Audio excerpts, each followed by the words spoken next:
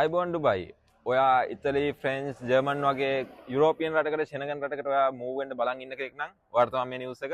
ඔයාලා වෙනුවෙන්ම ස්පෙෂලායිස් කරපු ප්‍රෝග්‍රෑම් කීපයක් අපි දෙසැම්බර් අවසානයේ පටන් ගන්න බලාපොරොත්තු ඉන්නවා. ඒකේ පළවෙනි පියවරක් විදිහට ජර්මන් A1 ප්‍රෝග්‍රෑම් එක අපි දෙසැම්බර් 27 පටන් ගන්නවා. අලුත් ක්ලාස් එකක් ජනවරි 1st වීක් එක ඇතුළත අපි ගොඩක් දුරට ෆ්‍රෙන්ච් A1 ප්‍රෝග්‍රෑම් එක පටන් ගන්නවා.